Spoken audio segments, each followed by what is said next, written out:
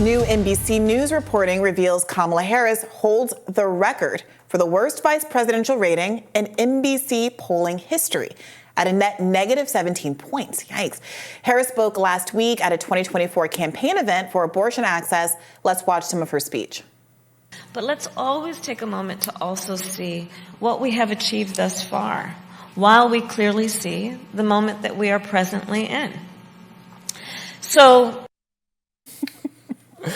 climate protesters diverged on a keynote address given by the vice president yesterday. They accused her of supporting the fossil fuel industry at the expense of the planet. Meanwhile, that same NBC News polling revealed 68% of voters are concerned that President Biden does not possess the necessary mental and physical health to serve as president, with 55% saying they have major concerns. Yeah, so Kamala Harris, eloquent as always in that speech. Look, at this point, I don't understand what's going on.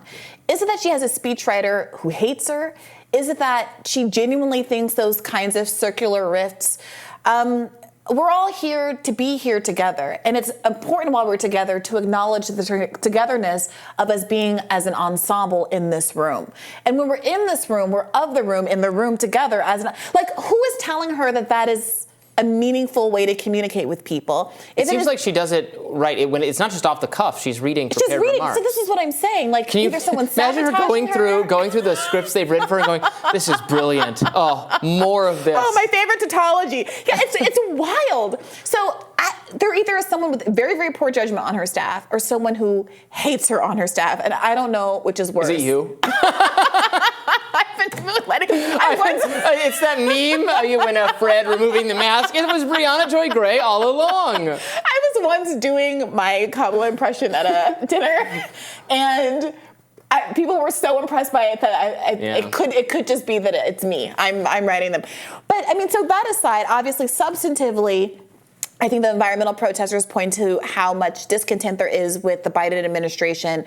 From the left, he coerced people into voting for him despite not being especially popular with the electorate in 2020 because anybody but Trump. And also he held out that we were at a climate crisis precipice and that if you had another 4 years of Trump, we were going to get ourselves into a hole that we were never going to be able to dig out of, and it was going to be the end of the world, et cetera. He has largely failed on those climate promises, despite claiming repeatedly that Build Back Better was enough, simply because technically speaking, it might be the largest volume of climate spending ever in American history. So they're getting battered by all sides, and the question is whether or not the Democratic Party is going to stick with this particular ticket given these historically low favorability ratings. What do you think? Vice President Kamala Harris, net negative rating, minus 17. Well, if Trump would say, "Wow, I've never seen numbers like that." Wow. Which is ironic because he was a historically unfavorable candidate. Yeah. Are we just at a point where... I mean, look, it's just too much work to replace her. I don't think they'll do it. I think it's fantasizing to think that they'll do it. It will generate the kind of bad press that they are just allergic to taking on. Yes, it would probably... Worse than this? But they think of all the CNN and MSNBC people who are like, "You're a racist for doing this." Not if they replace her with a black person. Dumping the first black woman. Not if they replace her with some other notable minority person. Yeah, they have to have one of those ready to go. The talking heads can sit there and scream and holler all they want, but literally the only black people who care are named Joyanne Reed and whomever else they've got at these stations. No, she has no organic black constituency. But they don't know that. They think she does. No, they care about mainstream. They care about mainstream approval, and they want cable news boostering the Biden administration. They don't think she does. They want her to, and so they weaponize her identity to try to convince people that they have to like Kamala Harris and to insulate and protect Kamala Harris. But nobody outside of her friends who happen to work at the news organizations or who happen to work in politics believe her to have any natural constituency. And everybody who watched the 2020 primary knows she has no natural constituency, because the woman didn't win a single state after coming out strong, I think polling in second place, I think, when she first announced, with one of the largest, maybe the largest crowd at her announcement. She went from that peak, she peaked within like a week of her announcement, to having to drop out of the Democratic primary before California because she was polling third place in her own state behind Andrew Yang. Biden and Harris staffers probably think, she's being rejected because she's a black woman and the country is racist. Okay, the country is racist. So who are we going to get to replace her so that Joe Biden can win? This is why they're not going to replace her. That's what I'm saying. I do not understand that. Like, I feel like you're conflating the desired narrative, the narrative that they're pushing, that the Biden administration and the Democrats are pushing, with the real narrative. And at the point at which... No, I'm just saying that's the narrative they believe, and they're the ones who make the decisions. I don't think it's the narrative they believe. I think it's the narrative they're pushing. And the second if they internally decide that they want to abandon some aspect of that ticket, Biden or Kamala, then they stop pushing it, and no one else keeps saying it because no one else believes it or cares about it. I don't think they're self-aware to know that. They can flip the narrative on it. So maybe it's true that they're not self-aware enough to realize that Biden could lose, or maybe they don't give a crap that Biden could lose because they didn't give a crap about Hillary Clinton's historical unfavorables and Tim Kaine. Remember that guy? Who gave a crap about him? What was he bringing to the ticket? Exactly. Tim Kaine in the membrane. So my only point is that if the Democratic Party decides they want to abandon this little ticket, this effort, I think they will have no problem coming up with an excuse to get rid of Kamala Harris and Joe Biden both. The question is whether the Democratic Party is going to have the insight that they are in a real struggle bus situation. And will they care more about actually winning the election, or do they care more about preserving their power and the institutional actors that they feel like they owe something to? That. I think there is no way on earth they replace her. Biden, if he obviously would be replaced if he was defeated, but there'll be no conscious effort to dump him on the Democratic establishment's part. On the contrary, there will be every effort to preserve and prop him up and prevent all challenges to him and to his authority. There will be they will not allow debate. They will not allow dissent. They will be unwilling to answer basic questions about his age and his competency and his popularity, and ditto for Kamala. I think I think the staff are identity politics type people who could never deign to disappoint Joy-Ann Reid. Sadly. I don't think it's that. I think they're status quo people who want to do the status quo. I don't know. Like, the whole point of identity politics, the reason why it's so pernicious is because it's weaponized in service of an idea.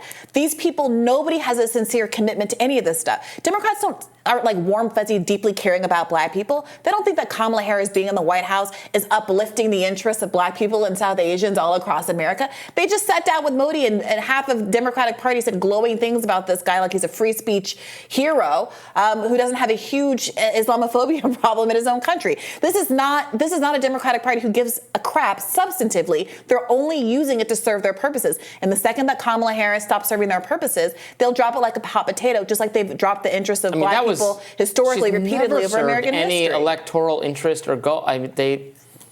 She was there to sit next to Joe Biden and make another white man winning not look so bad. That was it. And by the way, they weren't even going to pick her. They were going to pick Amy Klobuchar until, George Floyd protests happened, and she happened to have been the DA who let the man who killed George Floyd off the hook years ago back in Minnesota. So here we are. Yeah, they didn't have to pick either of them. They didn't have to pick a woman or a minority. They could have done whatever they wanted, but they're not self-aware enough to know that. That's what I think. No, wait a minute. Let's be really clear.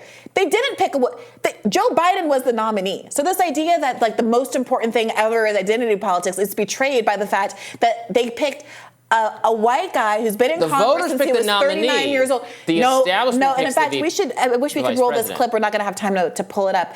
But there was a fascinating interview that David Plouffe gave on MSNBC or CNN earlier this week, I forget which, in which he fully says out loud and acknowledges explicitly, if it weren't for Barack Obama calling up Amy Klobuchar and Pete Buttigieg to drop out of the race, Bernie Sanders would have been the nominee. They did not pick the electorate. I'm not saying that obviously many people voted for Joe Biden, but for those two dropping out of the race, but for Barack Obama picking up the call and consolidating the field so that there was now a majority of conservative Democrats against the plurality that was the progressives that were in the independents that were interested in voting for Bernie Sanders would have been the nominee. And that's David Plouffe was Obama's campaign manager, I forget his title, who was saying that at the time. this was just an interview earlier this week. So let's just be nuanced with what the narrative actually is. There was a choice to ultimately consolidate behind the candidate that was not going to be a challenge to the establishment, just like we're seeing now a resistance to debates with people like RFK Jr. and Marianne Williamson, who have positioned themselves as challengers to the establishment. Just like as we speak, I'm getting dogpiled on the internet for suggesting that anyone has the right to vote for a third-party candidate like Cornel West in the general election.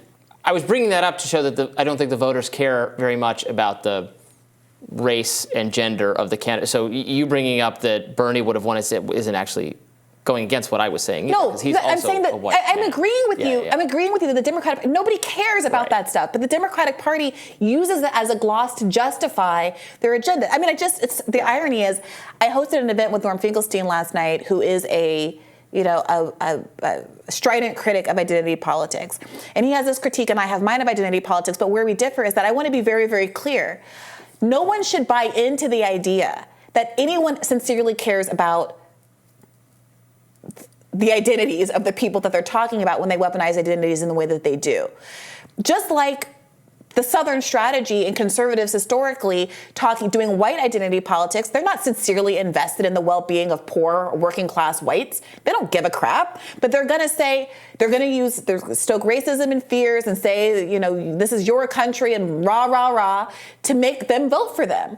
And I think it's naive. Like when you invest in the idea that either side is legitimately invested in the well-being of the groups that they're using to advance their political agenda, on some level you are playing into their game, playing into the idea that anybody should be listening to these narratives in the first place. When the reality is we should be following the money and look at who is actually being materially benefited by the policies of both of these parties. And I think the answer to that is the 1% regardless of the color. The color isn't black, white, or anything else, it's green. Well, here's what the ladies of The View had to say in defense of Harris's speeches from about a month ago. Let's watch. Off script and ad-libbing or improving, and if that's the case, she needs to stay on script. If it's her speechwriter, they need to change the speechwriter. I would add that as a lawyer, you're generally told when you're speaking that you speak in threes, because that's what people remember. So if you're going to talk about a car, you talk about the car, the red car, the fast red car. I guess that's some interesting advice. You're a former attorney.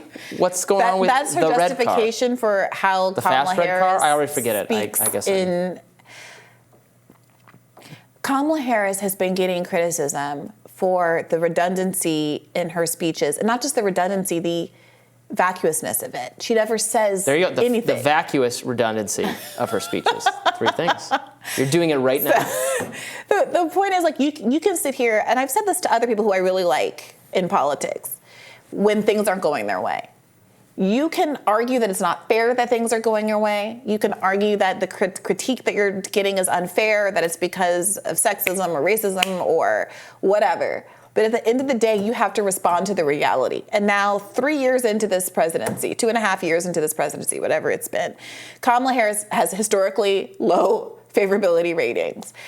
There comes a time when you stop trying to explain why you should actually like her and try to figure out how she can get herself into a position where she's better liked. I expect the Democratic establishment answer will continue to be, it's your fault, you the people, for not believing in her more. We'll have more Rising right after this.